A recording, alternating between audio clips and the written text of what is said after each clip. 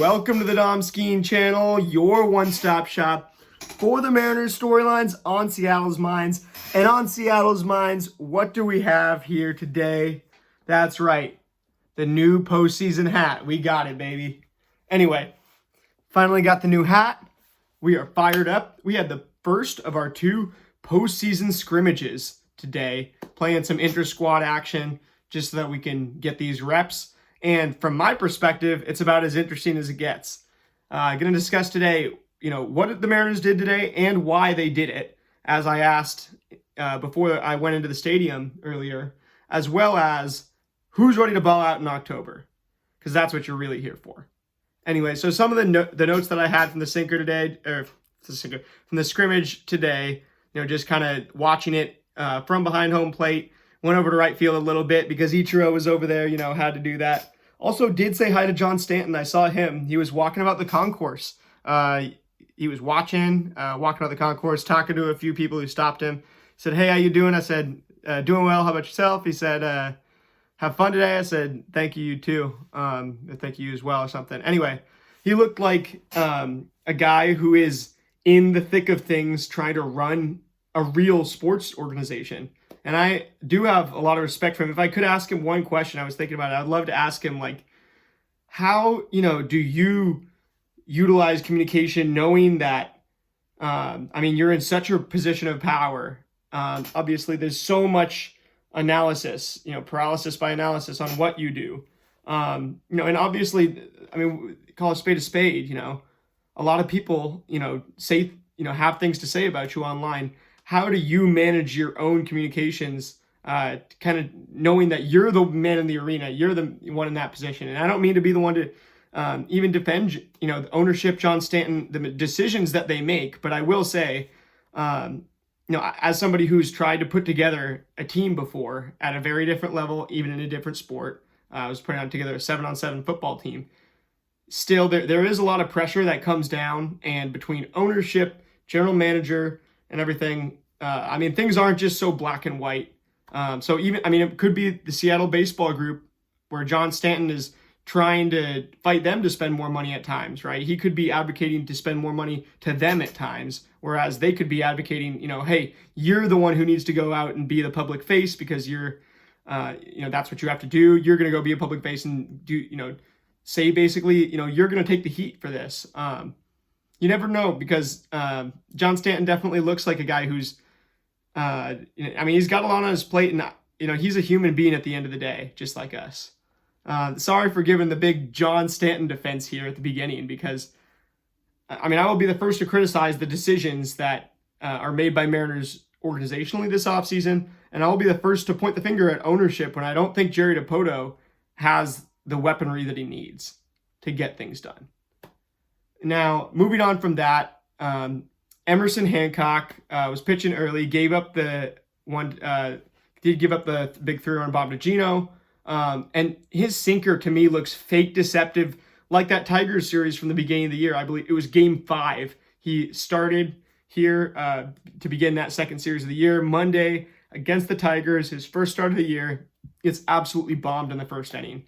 And it's that fake deceptive sinker. For some reason at 92, 93, 94, 95, I just don't like the way the sinker, it looks like it's really curves back into hitters' bats. And I know that's kind of a crazy thing to say, but watching it up close today, after watching it up close this year, it seems like, that's kind of where he's been at too. And with Emerson Hancock, I still do see him as a starter in the long run, even though that sinker, when it gets up to the upper 90s, as he's a reliever and he can really gas it, just put his foot on the pedal, that sinker plays a lot better. But my favorite weapons that Emerson Hancock has developed this year, and I tried to, say, could he be a fastball sinker guy? Could he be a prolific fastball guy again? Could he be a sinker cutter guy, which we saw a lot of this year working in the MLB? But really the best thing that he's developed all year is those two breaking balls, which I think are still special. The changeup and the curveball for Emerson Hancock. I really like both of those pitches. And then the sweeper in that start against the Rockies was absolutely killing it too. So I think Emerson Hancock, with as many good secondary offerings as he has, still going to be more of a starting arm going into next season. But coming out of the pen, I like the way that the changeup and sweeper are dynamite for E, but he got confident using them out of the pen versus the Rockies. And so the way I see it, it's like I don't know. I mean, he's definitely not one of the high trust options. He's one of the long relief options in this pen. And for that reason, I think I wouldn't say that he's it just doesn't make sense right now as much as it does later on. Now, if we need a few innings of relief from somebody, Emerson Hancock can work in those secondaries to get a little more comfortable.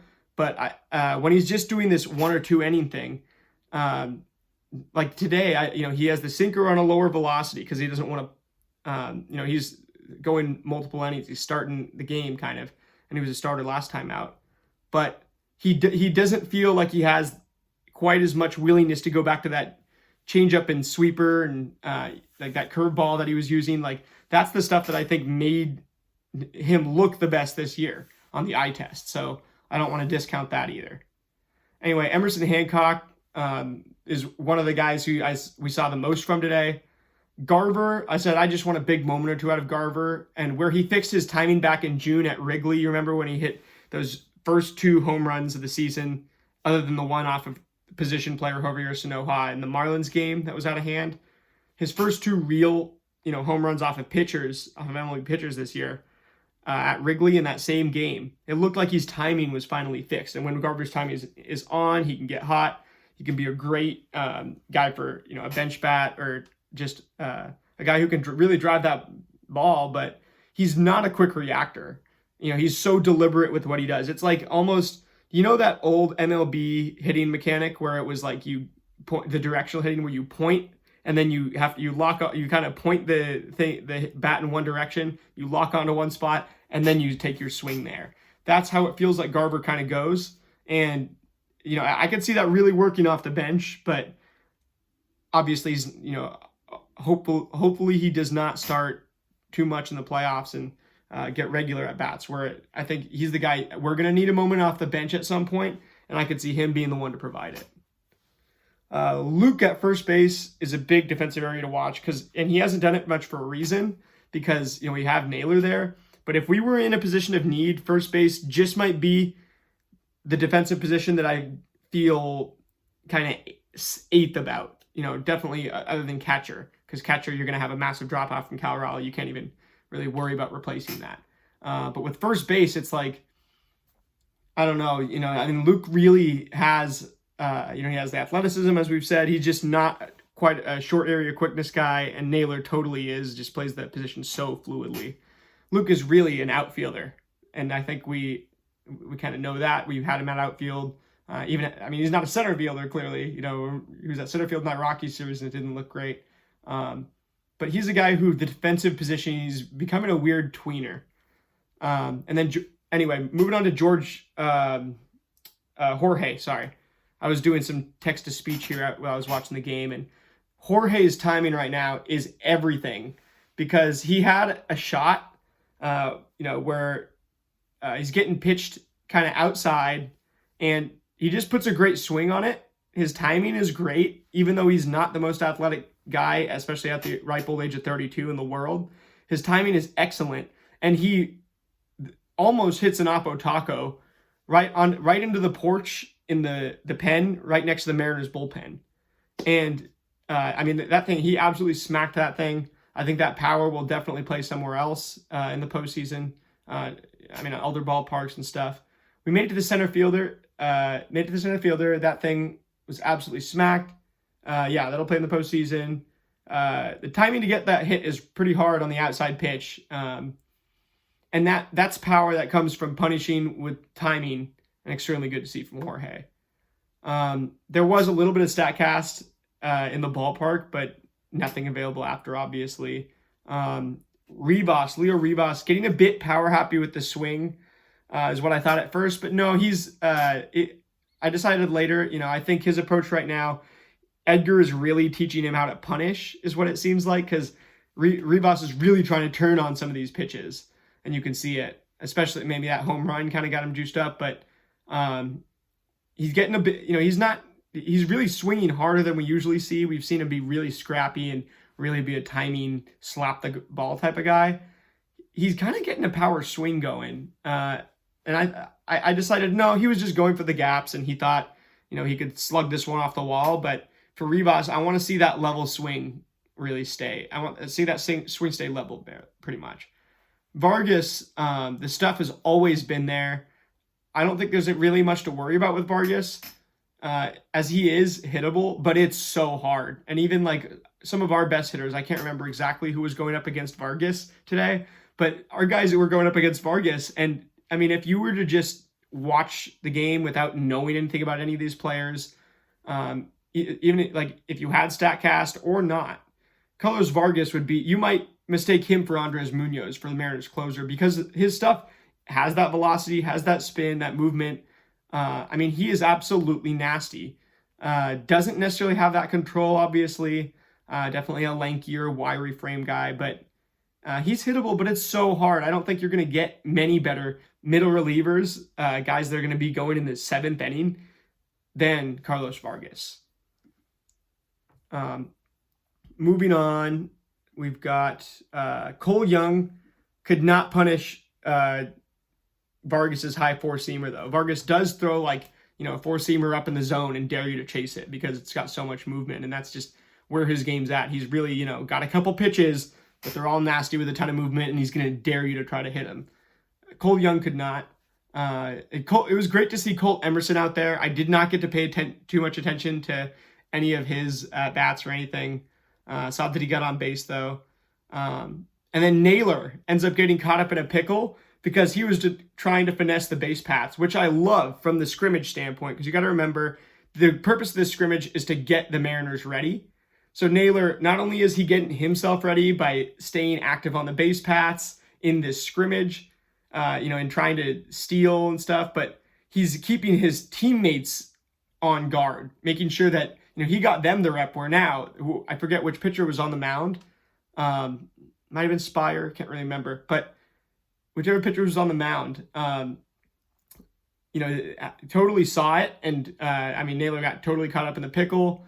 Our defense was communicating well. I didn't see every single thing, but I did see a few different communications from the defense that were very, very good to see. Great job by Josh Naylor to try and finesse the base paths. I'll turn my postseason hat around backwards. I know Colin Coward says he hates backwards hats. Not unprofessional, but that's not me. In Seattle, we got Ken Griffey Jr. We think it's pretty cool. Naylor doing that, I think, is just perfect from a scrimmage standpoint. Getting people the mental reps, getting people reps with base running and stuff. That's the type of stuff that you do the scrimmage to stay fresh on and to attack. Spire froze Randy one time too with a fastball. That was pretty good. That was, I think, to end an inning. I had the interaction with John Stanton. And Polo is doing a good job drawing walks. I know we've seen it in the last bunch of games this year as well. Luke Arkins even had a stat where, so maybe somebody in the comments can get this for me, but I remember Luke Arkins, Mariners reporter, tweeted out something like Jorge Polanco had some, I think it was ex-WOBA, expected weighted on base average, one of those really holistic offensive statistics. And Jorge Polanco was the most drastic improvement in the MLB from last year to this year. Just his game has gotten so much more complete, as weird as that sounds. He was such a fundamental player in 2019 as somewhat of a younger guy, with a contact tool, even, had a little bit of a speed quickness tool back then, in his 20s, but, and his defense was all right, but it was mostly just a monster on the contact, just fundamental baseball player that one of my favorite players in the game at that point. And now he's kind of turned into a punishing slugger, switch hitter, totally can slap it down the line. That's pretty much all he's going for if he's putting the ball in play. But he's also hit the gaps sometimes and looks good doing that. Polo uses the whole field, but also is so pull heavy. He's both accentuated some of his strengths. He's just an incredibly skilled player. And the things that he's worked on, especially defensively, I know I gave him credit a little while ago on here, but there had to have been a conversation where, Dan or Perry Hill said, hey, you need to work even harder on your defense so that we can play you here every day at second base. And it's going to take a toll on, your body. But I mean, the effort and everything that's coming from Jorge at second base, it's the type of thing that, you say you can't coach, but you can absolutely coach that. Something has Jorge Polanco believing that he can win the World Series this year. And it's evident in every single time he steps up to the plate, every single time he fields the ball. Cal Raleigh looked really good, hit the ball 400 feet today. We're going to talk about that in a minute. And Brash was scared to pitch to Cal, giving him low stuff. That was a good battle to watch. You could tell, Cal, he ended up getting Cal, I think. Yeah, that 87 slider, Cal popped out on. It was a thing that only Brash can do from my notes. So yeah, Brash won with his best skill. He's going up against Cal, gets to 2 strikes, and it's like, all right, what am I going to do? He ends up just saying, let me throw you my nasty slider on the corner, and Cal does end up popping out. Brash was not as scared of Julio. He was willing to he started off throwing a few pitches to Julio, and I was just thinking to myself, man, that's why this order works. It protects Julio. Cal doesn't really need protection ahead of him, as crazy as it sounds. And you've got Randy, who sometimes does have, I'm going to talk about Julio in a second, but Randy, a little more of going for it in the second half. He was really, really pushing the walks earlier in the year, and he still does in the clutch situations, but early on in the game, as a table setter, he really just tries to get the offense going. And it works because Cal is so methodical. He protects the guys behind him, and he almost, no matter what pitch you throw to him, like, he can hit every pitch is part of the reason that he's done everything he's done this year. He's so versatile in terms of being able to hit different pitches. And then it just makes it like pitchers are going to throw him all different sorts of pitches depending on whatever the pitcher does, because there's not really anything that you can throw Cal. And so he doesn't need as much protection, which totally makes sense to me. And so even though I said, I liked Julio hitting ahead of Cal earlier in the year, I totally get it now. And Naylor here in this park, just hits the ball to all parts of the field so well. I had a note about that. Went for it on a slider, same spot. Yeah, he kind of basically did the same thing as Ribas. Got a little power happy. I decided he was going for the gap, but looked like he was kind of taking a power swing, trying to hit it over the wall. Hard to blame him anyway. It's a scrimmage, you're trying things out. And then I had a note about JP, which is that he's so passionate yet chill that his inconsistencies are always minimized. You throw out the stats and you just watch him kind of ooze experience onto the baseball field and into our team. Him just oozing out experience and calmness and confidence allows the rest of the team to just pick it up. And let's not forget this dude's overall athleticism. He was a top prospect at one point. He might not have the straight line speed anymore. He might not really have ever developed a crazy power tool, but you see the way that he plays the game. This guy could have been a wide receiver at one point. He's just so fluid and athletic. Canzone against Munoz grounding out today. He just kind of hit a chopper. And just looking at Canzone and the fact that, and he had another, his at-bat after this too, his last at-bat of the game. Both of these at-bats had me a little bit worried that, for Dom Canzone against better pitching, which is something we might need to look back at before this postseason, because he could have trouble against good pitching. Munoz gets him to ground out, and then Snyder, I think it was. No, it wasn't. It was somebody else. But he got on the cutter, pretty much. The next time it was a lefty. It was a righty attacking him. It was Troy Taylor, I believe, or something. I think it was Troy Taylor. Threw him a cutter that got him to ground out, or I forget if it got him to look ground out or whatever it ended up getting him to do. But the cutter, it just looked like he was struggling with it. I think it was a swing and miss even. But anyway, Canzone is a guy that if you look at his scouting report and you were to throw a righty at him, I mean, we've seen it work for all the rest of his career up until this really last couple months stretch where he's a guy you can throw a righty at, throw cutters, throw stuff that he's just going to have a hard time with coming away. And he's got this uppercutty swing, and you can totally, I mean, he has to get his timing right. So his swing is kind of one big fluid motion. He can't really check his swing and stop in the middle as well. I'm a little bit worried about Canzone against specifically righties who have a good cutter. And that's kind of the main last note that I took during the scrimmage. So those are the notes from the scrimmage. Let me know what you guys think down in the comment below. If you down in the comments below if you were there. If not, let me know if you're going tomorrow. Oh, and I didn't end up getting a ticket for the scrimmage tomorrow, and it's sold out. So I would like to go. Still thinking of going down there, trying to figure something out. But if you do by chance have an extra ticket, send me a DM on here, on my Twitter, my Instagram, and I would love to buy it from you. I'll pay you the $10. I'll pay you $20 if you hit me up. Anyway, that's gonna do it for me here tonight. Thank you guys for watching.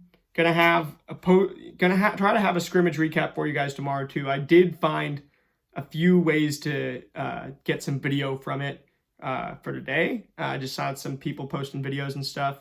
But if you guys have any information on how to find videos of the scrimmage, anybody selling tickets for the scrimmage, anybody has a ticket, it's an extra or anything like that, put it in the comments below. And let me know if you were at the scrimmage. My question for you is, what is one very weird specific thought you had at the scrimmage? Like my observations right here, very weird and specific. But these are the reasons that you do the scrimmage, so that you can look at all the weird specific stuff that might happen. I mean, something new is going to happen in baseball every single day that we don't know. And that's why we do these scrimmages, and we don't just take a week off. That's going to do it for me tonight. I will be back with you guys tomorrow. If not to recap the postseason scrimmage number 2, then I will be here with the postseason predictions video. Go M's.